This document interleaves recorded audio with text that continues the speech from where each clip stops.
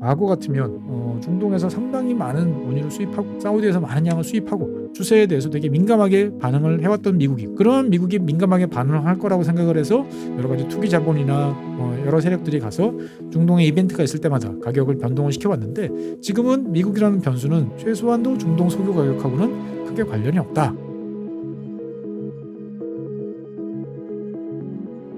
네, 안녕하세요. 최준영입니다. 요즘에 중동에서 여러 가지 많은 일들이 벌어지고 있죠. 그러면 이제 우리는 항상 첫 번째 걱정하는 게 뭐죠? 야, 석유값 오르는 거 아니야? 원유 가격 100달러 돌파하는 거 아니야? 나 석유 ETF 사야 되는 거 아니야? 여러 가지 이제 고민들을 많이 하십니다. 그런데 최근 들어서 재밌는 모습은 중동에서 그 어느 때보다도 큰 일이 계속 벌어지고 있죠. 이란하고 이스라엘하고 서로 막 미사일을 날리고 때리고 하는 일이 벌어지는데, 의외로 유가는 잠잠합니다. 그래프를 한번 보실까요? 그래프를 보시면 지금 이제 이스라엘이 시리아의 다마스쿠스에 있던 이제 이란 영사관을 때렸을 때가 이제 4월 1일이에요. 그 다음에 이제 원유 가격이 팍 치솟습니다. 배럴당 87달러에서 91달러까지 가서 야, 90선 돌파, 조만간 100달러 돌파, 이렇게 이야기를 합니다. 근데 내려오다가 그러다가 이란이 이제 보복을 하게 되죠. 그래서 탄도미사일, 드론 이런 걸로 이제 보복을 하는데 오를 것 같더니 오히려 빠집니다.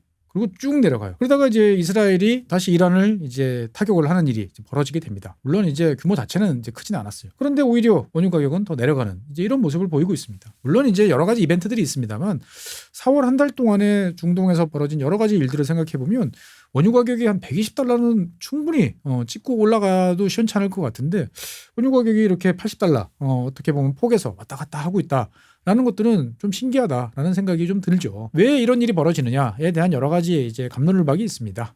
한쪽에서는 석유 수요가 알게 모르게 많이 줄었다, 아니면은 이제 비오페크 국가들이 많이 증산한 그런 효과다, 아니면 오펙의 감산이 별로 잘 작동하지 않는다, 등등 여러 가지가 있는데, 그 중에 하나 이제 가장 특징적인 것은 세계에서 가장 석유를 많이 소비하는 나라 중에 하나인 이제 미국이죠.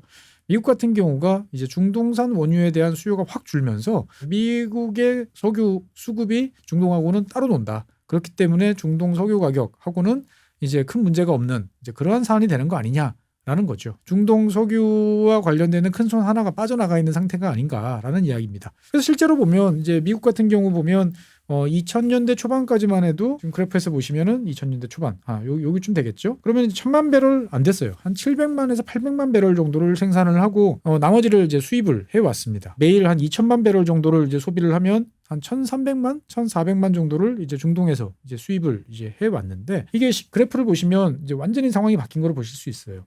이 제일 위에 파란색, 짙은 파란색 같은 경우는 미국의 하루 석유 소비량입니다. 그래서 지금 한 2천만 배럴 정도를 이제 찍고 있는 거죠. 빨간색은 미국에서 자체적으로 생산하는 양이에요. 그래서 보면은 1000만 배럴을 쭉 넘어가다가 90년대부터 쭉 떨어집니다. 그래서 2010년 전에는 500만 배럴 좀 넘는 수준까지 떨어졌다가 거의 지금은 수요에 맞먹는 정도까지 미국 자체적으로 생산을 하고 있다.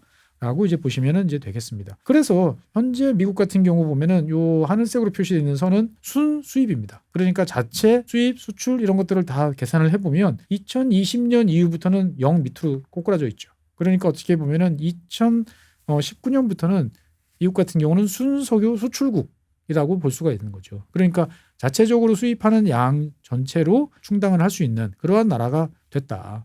그래서 보통 우리가 미국에는 셰일 오일이 많이 나요. 이렇게 얘기를 합니다만, 그 셰일 오일일 때 항상 빠지지 않고 나오는 데가 텍사스. 그 중에서도 이제 퍼미안 분지라고 하는 지역이 있죠. 별로 면적도 그렇게 크지 않아요.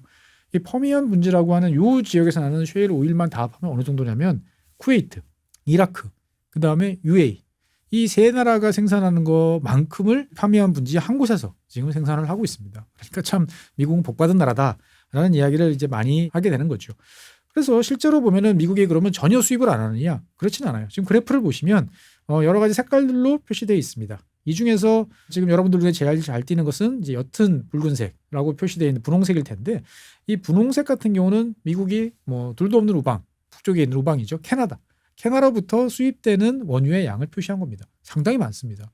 여러분들이 캐나다를 종종 무시하곤 하는데 정말 한 손가락 안에 들어갈 만큼의 막대한 원유 잠재량을 이제 보유하고 있는 그런 나라죠. 그래서 이제 상당히 많은 양을 캐나다로부터 도입을 합니다.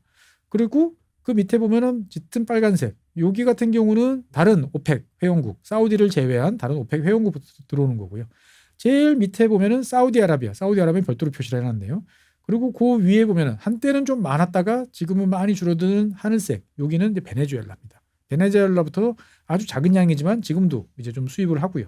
그다음에 이제 이라크에서 들어오는 양이 어느 정도 계속 2000년대 이후에 조금씩 유지되고 있는 이러한 모습들을 보이고 있습니다. 전체적으로 보면 미국이 해외에서 들여오는 석유의 양 자체는 계속적으로 감소를 하고 있고 캐나다에 대한 비중은 되게 높아졌다라고 이제 볼 수가 있죠. 그러니까 내가 석유를 수입하는 것보다 더 많이 생산을 해서 수출을 하지만 여러 가지 요인으로 인해 가지고 여전히 수입은 하고 있는 거예요. 왜냐하면은 이를테면 항구 지역에 있는 이 지역 같은 경우는 저 내륙 지역에서 뽑아가지고 트럭이나 기차나 파이프라인으로 순송하는 것보다 옆 나라 가까운 나라에서 들여오는 게 더 쌀 수도 있는 거죠. 그런 요인도 하나 있고 그다음에 이제 정유 공장에서 전 세계에서 70개국 이상에서 많은 석유들이 생산되지만 다 특정의 유전에 맞는 세팅들을 다 해놓고 있어요. 웬만하면 이거 바꾸기 싫어합니다. 여러 가지로 이제 비용과 시간이 드는 작업들이다 보니까 그러다 보니까 미국의 걸프 지역에 있는 그 정유소 같은 경우는 과거에 들여오던 베네수엘라의 걸쭉한 기름에 맞춰서 계속 들여오고 있습니다.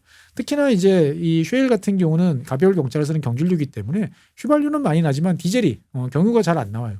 그래서 이제 디젤 수요를 충당하기 위해서는 해외에서 이제 들어올 수밖에 없는 이제 이런 면들이 존재를 하고 있는 거죠. 그러다 보니까 캐나다도 그렇고 베네수엘라도 그렇고 좀 이렇게 무거울 중짜 중진류를 이제 많이 생산하는 이제 그런 국가들께 좀 많이 들어온다라고 이제 볼 수가 있습니다.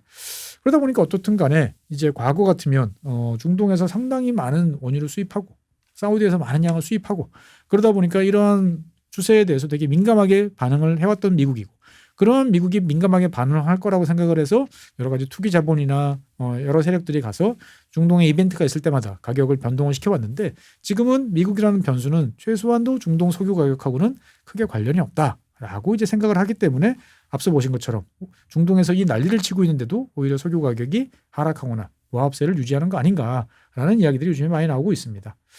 그러니까 이제 어떻게 보면은 미국 입장에서 봤을 때는 중동 문제에서 이제 손을 떼도 되는 거 아닌가라는 이야기가 나올 법하다라는 생각이 하나 들고요. 하지만 그렇다고 해가지고 미국이 중동에서 손을 뗄 수는 없겠죠. 왜냐하면은 많은 동맹국들이 중동에 여전히 이제 관여돼 있고요. 그다음에 누가 뭐래도 세계 최대의 에너지 보고인 중동이 어느 국가 어느 편에 서느냐에 따라서 세계 질서가 왔다 갔다 할 가능성도 높고 그다음에 중동 국가들이 최근에 미국과 별로 사이가 안 좋다라고 이야기하지만 그렇다고 그 국가들이 다른 국가들하고 뭔가 과거에 미국이 했던 것처럼 그런 걸 상의하고 기대고 이야기를 할 수 있을까? 생각하면 쉽지 않은 거죠.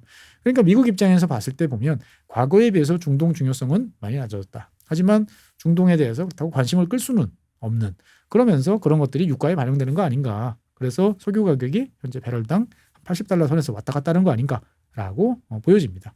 그러면 계속 석유 가격이 이렇게 갈 거냐? 라고 물어보시면 저는 그렇게 갈 것 같다라고 말씀드리고 싶어요. 왜? 어떻게 보면 지금의 배럴당 한 $80 중반 후반 요 선은 골디락스예요. 산유국들 입장에서 봤을 때는 딱 좋습니다. 너무 올라서 어떻게 보면 다른 나라들이 추가 증산을 하기도 좀 애매하고 그렇다고 해가지고 이제 석유 수요가 줄 만큼 고유가도 아니고 자기네 나라들이 필요로 한 여러 가지 활동들을 하고 적절한 이익을 내는데도 별로 나쁘지 않아요.